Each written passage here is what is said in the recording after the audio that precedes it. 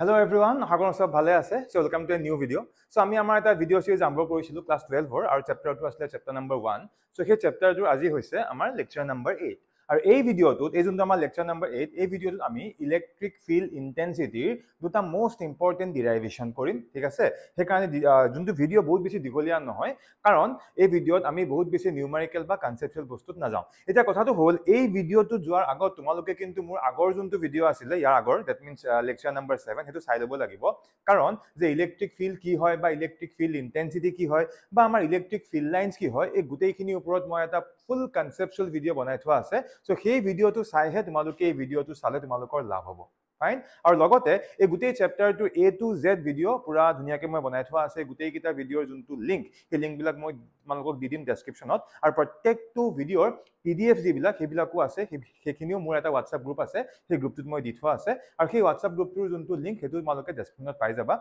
aru konuba jodi notun ke jodi he group tut khumua tenhole kono problem nai kya mur juntu personal number he number tumalukok WhatsApp group tut pa loi muk personally message korido moi yar gutei video link bilak ba yar PDF bilak moi tumalukok di dim so moi homonosto nokoru মই directly আমাৰ আজি এই টপিকটো লাইছো সোৱা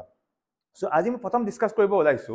about electric field intensity হল এটা electric field intensity বুলি কওঁতে আমি next চিন্তাটো কৰিব লাগিব যে আমি হেই যোনটো ফিল্ড ইন্টেন্সিটি কাৰ কাৰণে পাই আছো তো লেখা আছে যে electric field intensity due to a point charge আৰু এই যোনটো ডেৰিভেশ্যন এটো আমি দুটা কেছত কৰিম সো প্ৰথম আহিব আমাৰ case number 1 so case number 1 কি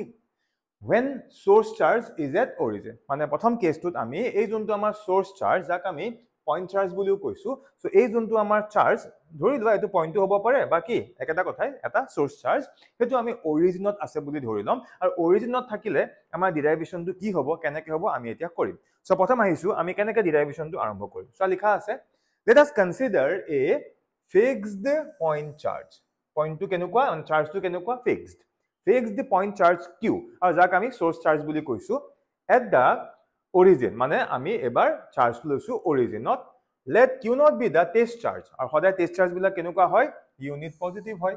so q not be the test charge unit positive placed in free space at a distance r from the point o মানে ইয়াত মই যোনটো প্যাৰাগ্ৰাফত লিখিলো কথাখিনি হেখিনি মই এতিয়া ধুনিয়াকৈ এটা ডায়াগ্ৰামত আঁকি দেখুৱাম চোৱা তো ডায়াগ্ৰামটো কাৰণে আমি কি কৰিম so আমি এটা কোঅৰ্ডিনেট সিস্টেম আঁকিম so obviously এটো কি হ'ব in terms of three dimensional hobo so suppose ifale etu amar x axis suppose etu amar y axis aru eneke suppose dhori lo etu amar ki z axis aru etu ami origin boli dhori loisu o aru according to this concept amar jontu origin so alikha ase when the source is at origin so ami amar jontu source mane q he q charge to moi amar origin not rakhi disu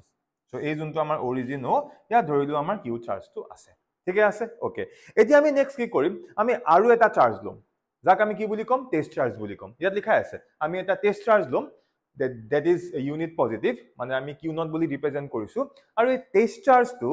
মই এই coordinate সিস্টেমৰ বেলেগ এটা পইণ্টত ৰাখিম আৰু সেই পইণ্টত এনেকুৱাকে ৰাখিম যাতে অৰিজিনৰ পৰা সেই পইণ্টৰ ডিসটেন্সটো r হয় মই এনেকৈ দেখুৱাইছো চোৱা সো ইয়াতো আমাৰ মানে সোর্সটো আছে এতিয়া এইখিনিতে মই এটা পইণ্ট লৈছো এই পইণ্টটোক সাপোজ মই p নাম দিছো আৰু এই p পইণ্টত মই আমাৰ টেষ্ট চাৰ্জ যোনটো আমি q not ইয়াতে ৰাখিছো হল আৰু ফ্ৰম দিস কনসেপ্ট বা ইয়াত লিখা মতে আমি এটো কথা গম পাই যাম এই যে আমাৰ o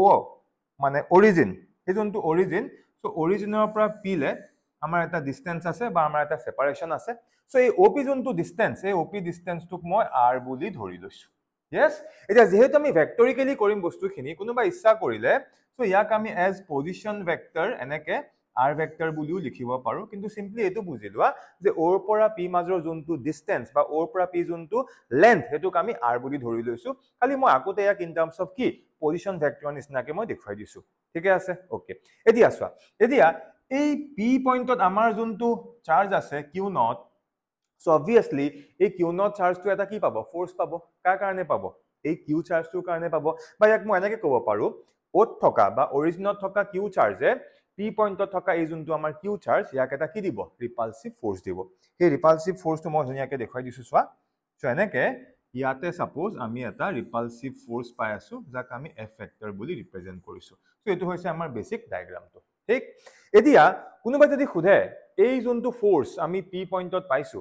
এই ফোৰ্সৰ ডিৰেকশনটো কোনফালে আছে বা কেনেকে আছে সো তাক আমি ইন টাৰ্মস অফ পজিশন ভেক্টৰ দেখাব পাৰো সো যেহেতু ফোৰ্সৰ ডিৰেকশনটো এফালে আছে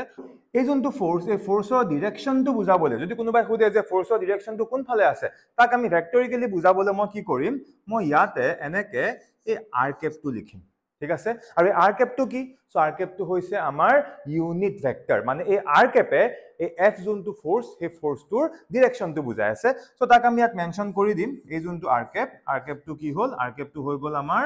শৰ্টকে লিখিছো তোমালোকে ফুল লিখিবা যে unit vector from what from o to p from o to p মানে r কেপৰ যোনটো ডাইৰেকশন কেনেকে আছে ওৰ পৰা p ফালে আছে সো দ্যাট মিন্স ফোৰ্সটো এনেকে আছে সো মই ধুনিয়াকে ডায়াগ্ৰামটো আঁকি দিলো সো এতিয়া আমাৰ মেইন এইমটো হৈছে যে মই কি উলিয়াব লাগে মোৰ মেইন এইমটো হৈছে মই ইলেক্ট্ৰিক ফিল্ড ইন্টেন্সিটি উলিয়াব লাগে সো তাৰ এতিয়া ডিৰাইভেশনটো কেনেকৈ কৰিম তোমালোকে ভালদৰে এবাৰ চোৱা সো এই যিখিনি কথা লিখা আছিল তোমালোকে বুজি পালা সো এতিয়া আমি কি কৰিম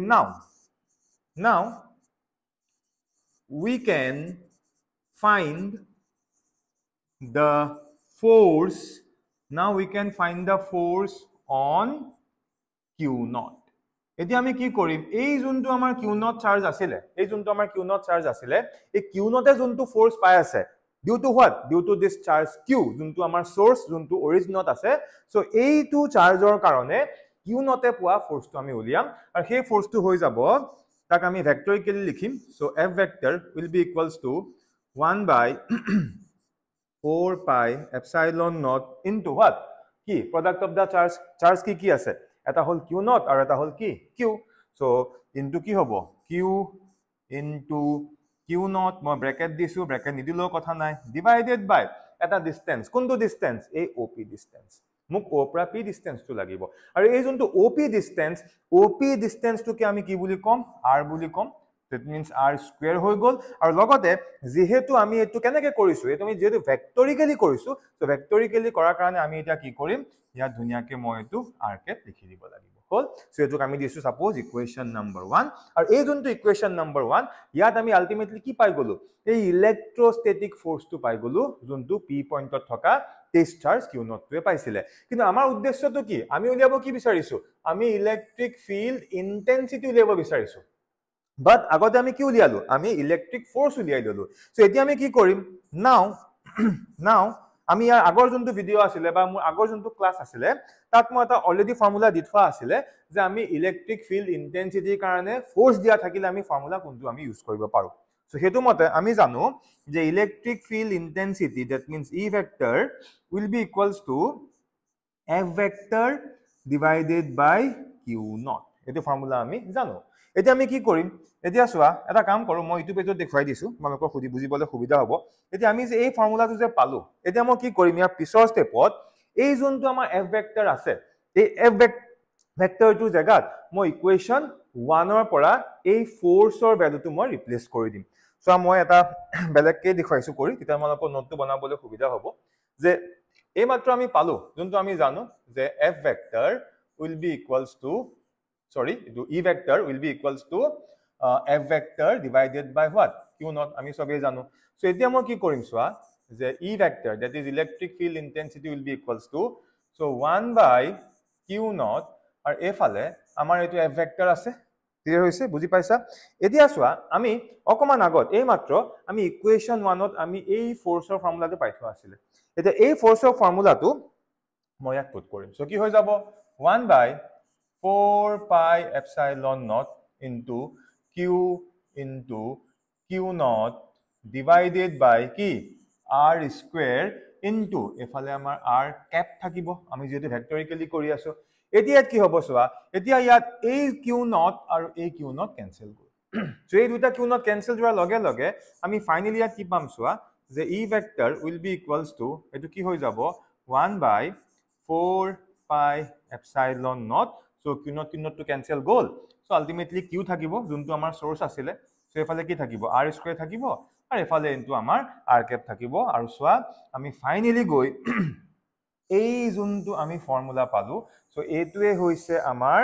ইলেক্ট্ৰিক ফিল্ড ইন্টেন্সিটি বা সিম্পলি ফিল্ড ইন্টেন্সিটি বা ইলেক্ট্ৰিক ফিল্ডৰ এটা মোস্ট ইম্পৰ্টেন্ট ফৰ্মুলা আৰু এটো আমাৰ কিহত আছে ভেক্টৰ ফৰ্মত আছে এতিয়া কথাটো হ'ল যদি আমি অকল ইয়াৰ ম্যাগনিটিউড কনসিডাৰ কৰো কাৰণ এই r ক্যাপটোৱে কি বুজাই আছিল আমাৰ ডিৰেকশন বুজাই আছিল ইউনিট ভেক্টৰ বুজাই আছিল বাট এতিয়া যদি আমি অকল considering only magnitude okay মই অকমান শর্টকাট মাৰিছো but considering only magnitude আমি এনেকৈ লিখিব পাৰিম যে e will be equals to 1 by 4 pi epsilon naught simply q that is the source divided by what r square so etu eta most important formula most important formula ঠিক আছে এটা এইখিনি কৰাৰ পিছত বহুত ষ্টুডেন্টৰ ডাউট লাগে যে যদি আমাক ইলেক্ট্ৰিক ফিল্ডৰ ফৰ্মুলা কোনটো বুলি খুধে তেনে হলে আমি আনসাৰ কোনটো দিম স্যার এটো লিখিম নে এটা যে বেলেগ আছিল হেতু লিখিম এটা কথাটো হল দুইটা ফৰ্মুলাই কাৰেক্ট মানে ইলেক্ট্ৰিক ফিল্ড ইন্টেন্সিটি ফৰ্মুলা বুলি খুধিলে মই ইয়াত নোট টাইপত লিখি দিছো যে আমি দুইটা ফৰ্মুলা মনত ৰাখিব লাগিব এক নম্বৰ কোনটো এক নম্বৰটো হৈছে মই একদম সিম্পল ৱেত লিখিছো মানে কোন ধৰণৰ ভেক্টৰ সাইন মই ইনক্লুড কৰা নাই অকল ম্যাগনিটিউড লিখিছো সেটা হৈ গল e equals to what f divided by q naught very important formula আৰু দুই নম্বৰটো যোনটো আমি এতিয়া পালো যে e equals to 1 by 4 pi epsilon naught q divided by r square so এই দুইটা ফৰ্মুলা আমি মনত ৰাখিব লাগিব most important formula এটা কথাটো হ'ল এই যোনটো ফৰ্মুলা এই ফৰ্মুলাটোত উলিয়াবলৈ আমি ফোৰ্স জানিব লাগিব আৰু q naught মানে কি টেষ্ট চাৰ্জ আমি জানিব লাগিব আৰু এই যোনটো ফৰ্মুলা এই ফৰ্মুলাটোৰ কাৰণে আমাক এটো সোৰ্স চাৰ্জ দিয়া হৈ আছে লগতে ডিসটেন্স বা এই কনসেপ্ট বিলাক আমি জানিব লাগিব ইয়াতে মই এটা কথা এড কৰি থব বিচাৰিছো হেতু হৈছে এই যোনটো মই ইয়াত ফৰ্মুলা পালো এক নম্বৰত সো ইয়াক আমি এনেকৈ লিখিব পাৰো যে ফ্ৰম দিস মই তো সেপাৰেট কৰি দেখুৱাইছো যে from this we can right F that is electrostatic force will be equals to Q naught that is Q naught মানে কি ultimately এটা charge Q naught into E so এনেকুৱাও এটা ফৰ্মুলা আমি মনত ৰাখিব লাগিব ফোৰ্স বুলি কওঁতে বিকজ এটো ইয়াৰ পৰা আহি আছে সো এখিনিলৈকে আমি কি কৰিলো যে আমি ইলেক্ট্ৰিক ফিল্ড ইন্টেন্সিটিৰ আমি এটা ভেৰি শৰ্ট আমি ডিৰাইভেশন কৰিলো আৰু এই যোনটো ডিৰাইভেশন আমি কৰিলো এটো কেস 1 means যোনটো আমাৰ পইণ্ট চাৰ্জ বা যাক আমি কি সোৰ্স চাৰ্জ বুলিও কওঁ সো ইয়াৰ ক্ষেত্ৰত কি আছিল এই সোৰ্স চাৰ্জটো বা পইণ্ট চাৰ্জটো আমাৰ অৰিজিনত আছিল এটো ডায়াগ্ৰাম দেখা পাইছানে অৰিজিন মিন্স এইটো চোৱা এইটো ক্লিয়াৰ সো এতিয়া আমি এনেকুৱা টাইপৰ আমি আৰু এটা ডিৰাইভেশনত যাম বাট এতিয়া যোনটো আমি ডিৰাইভেশন কৰিম এটো অলপমান বেলেগ হ'ব অলপমান বেলেগ ইন দা সেন্স হোৱা এটোক আমি কেস 2 বুলি কৈছো সো ইয়াতো আমি ইলেক্ট্ৰিক ফিল্ড ইন্টেন্সিটি উলিয়াম কিন্তু ইয়াৰ ক্ষেত্ৰত কি হৈছে চোৱা এই কেসটোত আমি কি কৰিম when the source charge is away from the origin মানে অকমান আগত আমি যোনটো কৰিছিলো ইয়াত কি আছিল আমাৰ যোনটো সোৰ্স সেই সোৰ্সটো আমাৰ কোড আছিল মানে সোৰ্স চাৰ্জটো আমাৰ অৰিজিনত আছিল কিন্তু এতিয়া আমি আমাৰ যোনটো সোৰ্স চাৰ্জ হেতু আমি অৰিজিনত নাৰাখো অৰিজিনত নাৰাখি আমি এটা বেলেগ জায়গাত ৰাখিম আৰু বেলেগ জায়গাত ৰাখিলে আমি চাম তাৰ যোনটো ম্যাথমেটিক্যাল এনালাইসিস তাৰ যোনটো ডিৰাইভেশন হেতু কেনেকুৱা হয় এটা ইয়াৰ ক্ষেত্ৰত এটা ডায়াগ্ৰাম লাগিব বাট সেই ডায়াগ্ৰামটো যোৱাৰ আগতে আমি আগতে কথাখিনি চাই লওঁ যে কি লিখা হৈ আছে সো কেনেকৈ আৰম্ভ কৰা হৈছে যে let us consider a fixed charge কিমান q মানে এটো আমাৰ কি সোৰ্স at point a মানে এতিয়া মই এই যোনটো আমাৰ সোৰ্স q তাক মই অৰিজিন মিন্স ওত নাই ৰাখা এটা বেলেগ পইণ্টত ৰাখিছো কি a নাম দিছো clear and a test charge q naught test charge তো obviously কি হ'ব q naught হ'ব and the test charge q naught be placed in the electric field of q মানে source at an observation point বেলেগ এটা point লৈছো at an observation point p in such a way that so in such a way that বুলি কৈ আমি ইয়াৰ পৰা দুটা condition পাই গলো যে এনেকুৱাকে লৈছো যে OA যোনটো ভেক্টৰ হ'ব আমি আকিলে আমাৰ ক্লিয়াৰ হ'ব এই OA ভেক্টৰটোক মই r1 ভেক্টৰ বুলি কৈছো আৰু আমি এটা OP ভেক্টৰ পাম সেই OP ভেক্টৰটোক OP মানে সেই অৰিজিনৰ পৰা এই P পইণ্টটো কানেক্ট কৰিম সো কেনেকৈ কৰিম কি কৰিম সব মই ডায়াগ্ৰামত দেখুৱা আছো ইয়াত দেখুৱাম এতিয়া সো এই OP ভেক্টৰটোক মই কি বুলি কৈছো r2 মানে r2 ভেক্টৰ বুলি কৈছো এতিয়া কথাটো হ'ল যে ইয়াত যিখিনি কথা আছে এই কথাখিনিৰ ওপৰত বেছ কৰি আমি এটা ডায়াগ্ৰামটো আঁকিম সো তোমালোকে বস্তুলা প্ৰেক্টিস কৰিব লাগিব মানে কি হ'ব যেতিয়া কিবা এটা ইয়াত কন্টেন্ট লিখা থাকে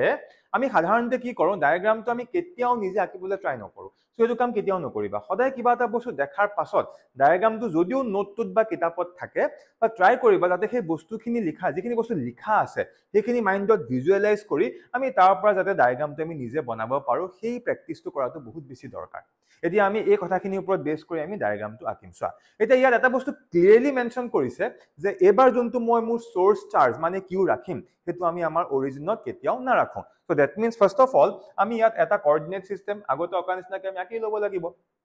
সো ফাৰ্স্ট অফ অল মই আমাৰ সেই কোঅৰ্ডিনেট সিস্টেমটো আঁকি লৈছো so this is suppose x axis this one is suppose y axis and this one is suppose what এটো আমাৰ z axis আৰু এটো আমাৰ as usual origin so origin টুক মই o নাম দিছো কিন্তু আগৰবাৰ যেনেকৈ অৰিজিনত কিউ চাৰ্জ আছিলে সো এতিয়া কিন্তু আমি অৰিজিনত কোনো ধৰণৰ চাৰ্জ নাই লোৱা ক্লিয়াৰ ওকে কথাটো হ'ল যে এতিয়া আমি এই কেছটো যোনটো আমাৰ সেকেন্ড কেছ ইয়াত আমি কি সোৰ্স চাৰ্জ লম নে নলম আনসাৰ ইজ 100% লম বাট সোৰ্স চাৰ্জটো আমি অৰিজিনত নলম বেলেগ এটা পইণ্টত লম আৰু কোনটো পইণ্টত লোৱা হৈছে মেনশ্যন কৰি দিয়া হৈছে যে আমি এ পইণ্টত লৈছো এটা কথাটো হ'ল এই পইণ্টটো আমি ক'ত লম আমি নিজে চুজ কৰিম সাপোজ মই ৰেন্ডমলি ধৰিছো এইটো হৈ গ'ল আমাৰ point A this is point a আৰু এই পইণ্টত আমি আমাৰ যোনটো সোৰ্স q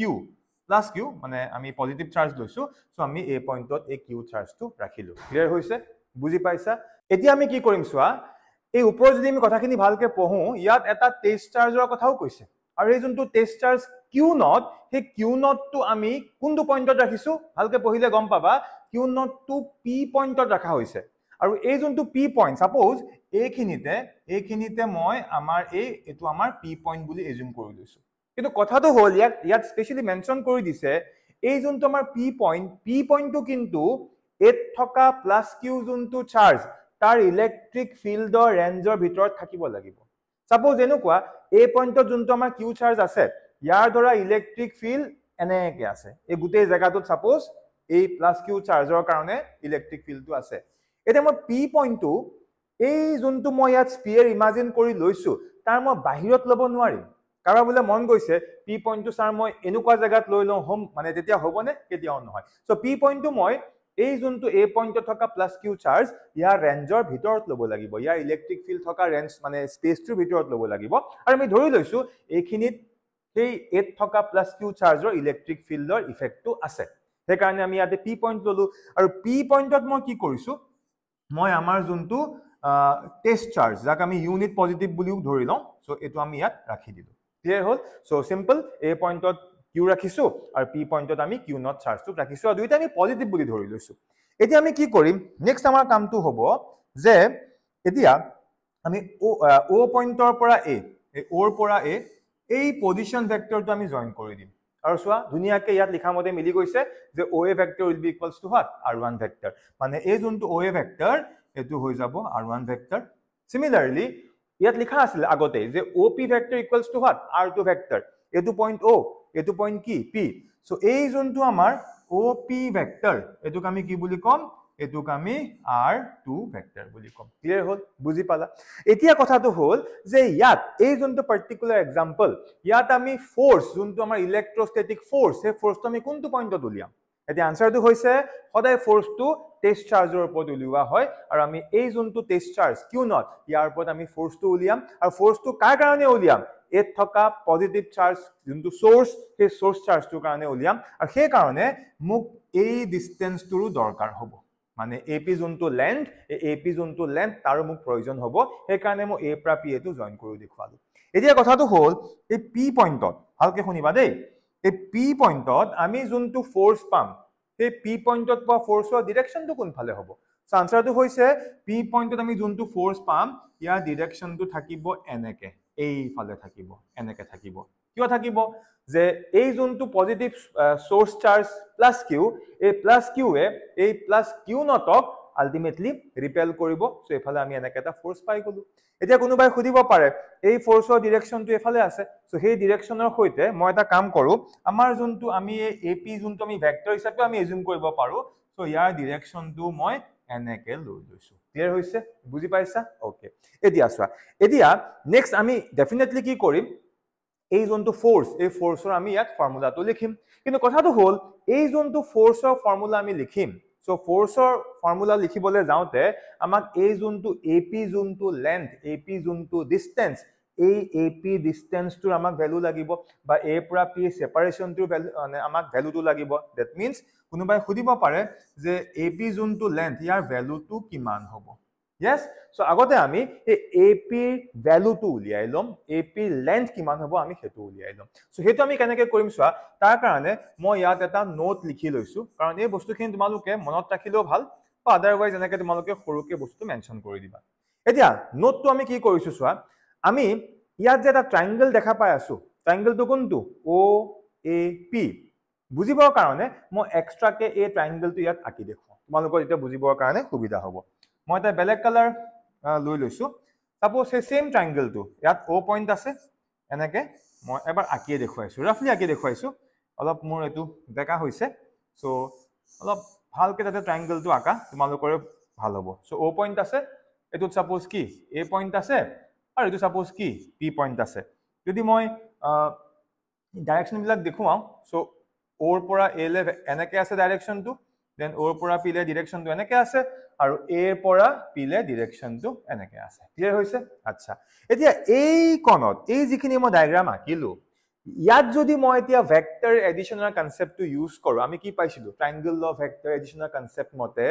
যদি আমি ট্ৰায়াঙ্গলৰ মতে কৰিব যাওঁ তেনে হলে যোন দুটা ভেক্টৰ সেম অৰ্ডাৰত থাকে সিহঁত কিটাকে এড কৰা হয় মানে যোন দুটা আমি এড কৰিম yes একিটা সদায় সেম অৰ্ডাৰত থাকিব আৰু ৰিজাল্টেন্টটো সদায় কি হ'ব অপোজিট অৰ্ডাৰত থাকিব এতিয়া এই ট্ৰায়াঙ্গলটোত চোৱাচোন কোন দুটা ভেক্টৰ সেম অৰ্ডাৰত আছে OA ভেক্টৰ আৰু কি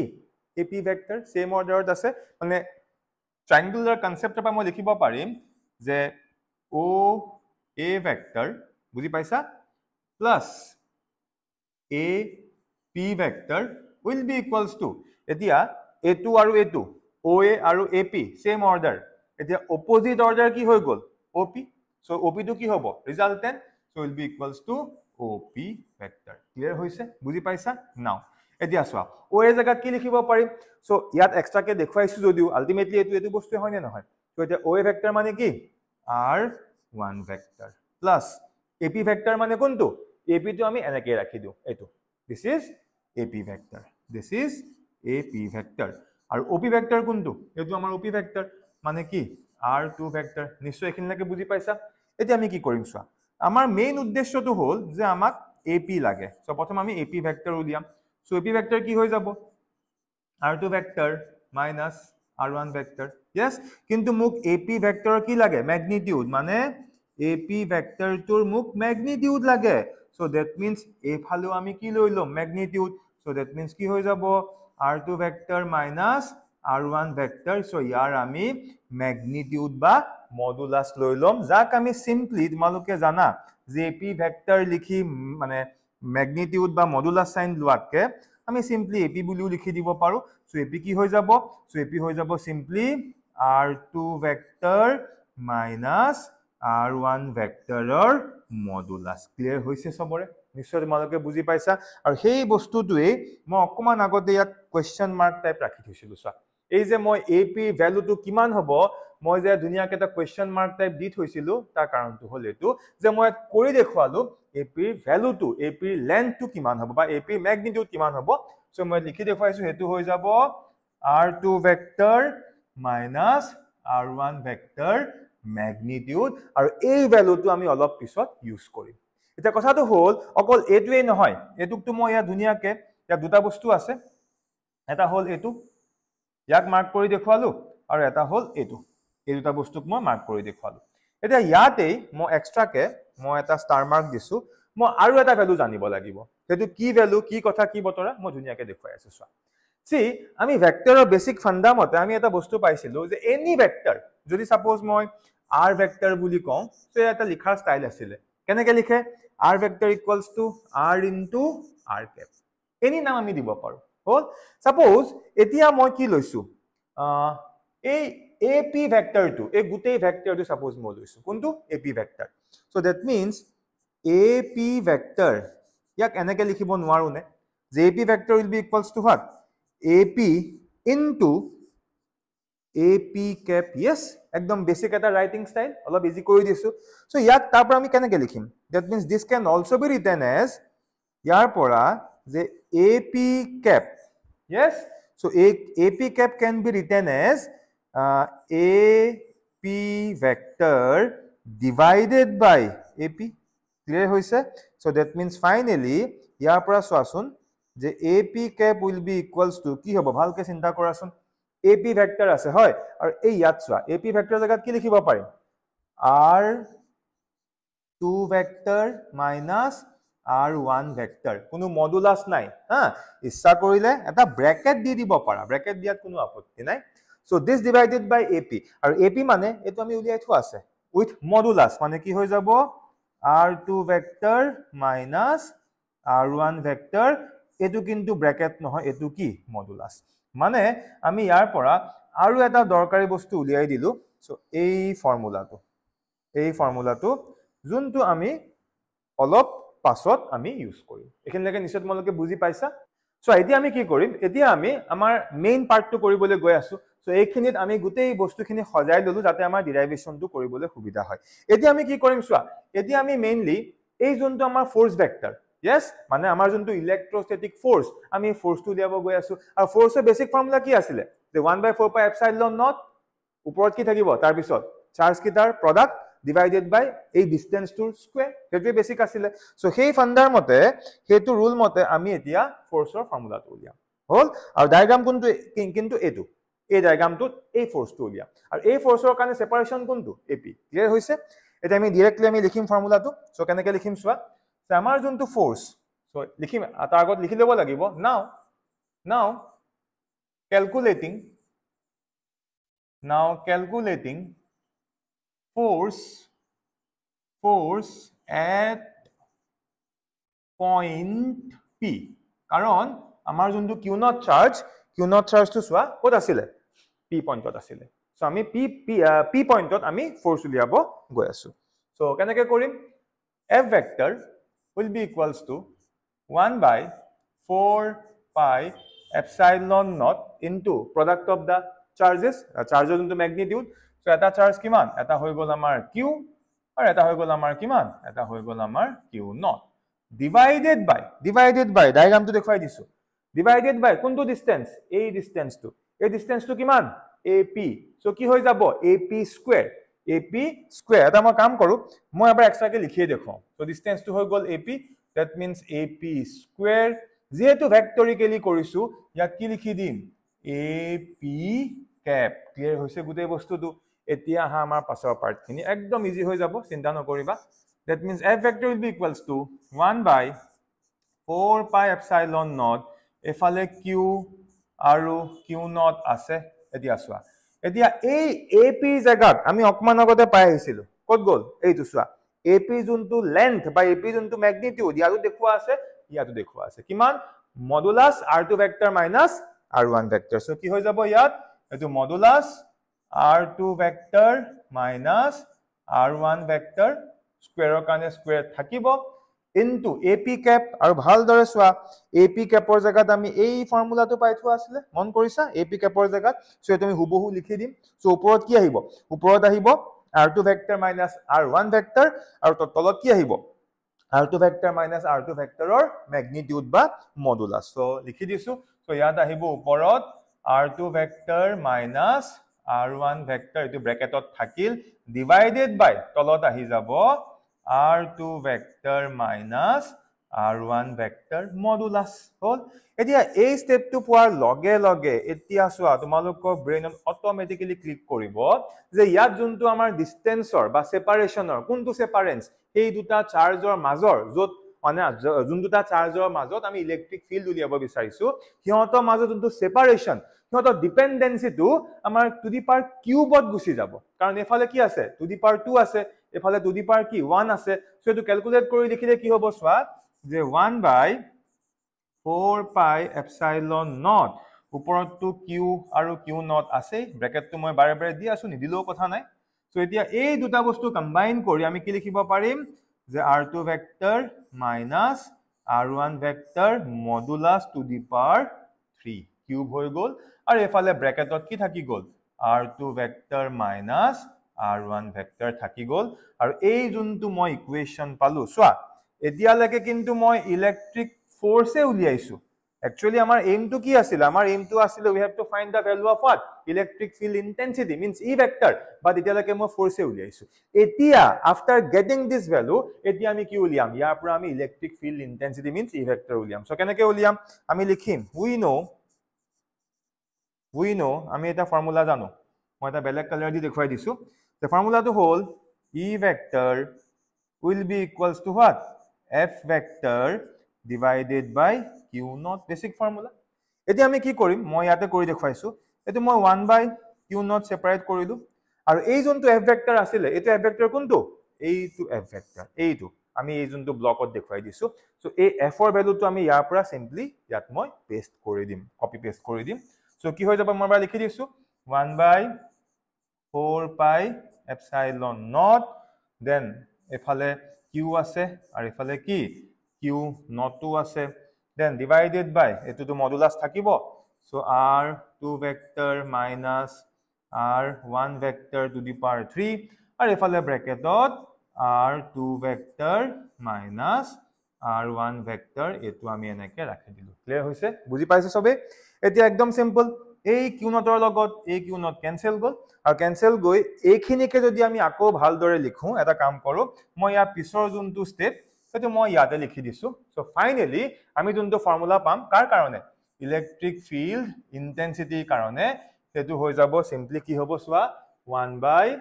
4 pi epsilon naught then এফালে তো আমাৰ q naught cancel গল সো q থাকিব ডিভাইডেড বাই ইয়াত আহি যাব r2 স্কয়াৰ নহয় এটো আহিব r2 vector minus r1 vector to the power 3 আৰু bracket ত আহি যাব r2 vector minus r1 vector এটো কিন্তু মডুলাস নহয় দে এটো bracket আৰু আমি এই ফৰ্মুলাটো পাই গলো ক্লিয়াৰ হৈছে yes এটো আমাৰ সেকেন্ড কেছটো আছিল সেকেন্ড কেছটো মানে ইয়াত আমাৰ যোনটো source charge obviously point charge হয় হে সোৰ্সটো আমি কি অৰিজিনত লোৱা নাছিলো আৰু অৰিজিনত নুলুৱাৰ কাৰণে আমাৰ যোনটো ডায়াগ্ৰাম সেই ডায়াগ্ৰামটো অলপমান কমপ্লেক্স হৈ গল as compared to the previous one আৰু ইয়াত গুটেই বস্তুখিনি in terms of what position vector লৈ গুছি গল তেত তোমালোকে ইচ্ছা কৰিলে ইয়াত এটা বস্তু এড কৰি দিব পাৰা যে here এই যোনটো আমাৰ r1 vector টো কি আছিল so r1 আছিল position vector car of point what a with respect to origin o likhi dibo para and similarly ei juntu r2 vector etu ki position vector of point what of point p with respect to origin o mention kori dibo para etia kunibai khudibo pare tene hole sir ei ap vector tu ki yes jodi moi yat ap length dekhwaisu ultimately etu ki amar ap vector nohoy janu eneke ase aru he ap vector or magnitude to hole etu yes এতিয়া AP vector টো হৈ যাব কি displacement vector কোপৰা কোলে A পইণ্টৰ পৰা P point so clear হৈছে সবৰে সো এই যোনটো আমি ডেৰিভেশন কৰিলো এটো সেকেন্ড কেছটো আছিলে যত সোৰ্স চাৰ্জটো আমাৰ away from originত নাছিলে আৰু ইয়াৰ আগত আমি যোনটো কৰিলো হেটো একদম সিম্পল ফৰ্ম আছিলে ইয়াৰ আগৰ কেছটো যত আমি কি কৰিছিলো আমাৰ যোনটো সোর্স চার্জ হেটো কোড আছিলে এটো এক্স্যাক্টলি originত আছিলে ঠিক আছে বুজি পাইছা সো আজি যোনটো ভিডিও আমাৰ এই যোনটো ভিডিও আছিলে এই ভিডিওটো বেসিক্যালি আমি খালি এই ইলেক্ট্রিক ফিল্ড ইন্টেন্সিটিৰ আমি এটা মানে দুটা খুব ইম্পৰ্টেন্ট ডেৰিভেশন যোনখিনি আমি জানিব লাগে আমি সেই বস্তুখিনি কৰিলো এটা মোৰ নেক্সট যোনটো ভিডিও হ'ব নেক্সট ভিডিওত এই ইলেক্ট্ৰিক ফিল্ড ইন্টেন্সিটিৰ ওপৰত মই দুটা কুইক নিউমেৰিকেল কৰিম কাৰণ আমি এটা থিওৰিখিনিহে পঢ়িলো ইলেক্ট্ৰিক ফিল্ড ইন্টেন্সিটিৰ সো ইয়াৰ ওপৰত দুটা একদম সিম্পল বুলি ঠিক নকওঁ অলপ কনসেপচুৱেল দুটা নিউমেৰিকেল কৰিম আৰু সেই নিউমেৰিকেল কিটা তোমালোকৰ এটা ওভাৰঅল আইডিয়া দি দিব So I think আজি ভিডিও তোমালোকে ভাল পাইছা যদি এটো বস্তু মানে যদি বস্তুনি পই ভাল লাগিছে তো আশা কৰো এই ভিডিও তোমালোকে লগৰখিনিৰ লগত শেয়াৰ কৰি দিয়া চেনেলটো সাবস্ক্ৰাইব কৰি দিবা আজিলৈ ইয়াতে সামৰিছো থ্যাংক ইউ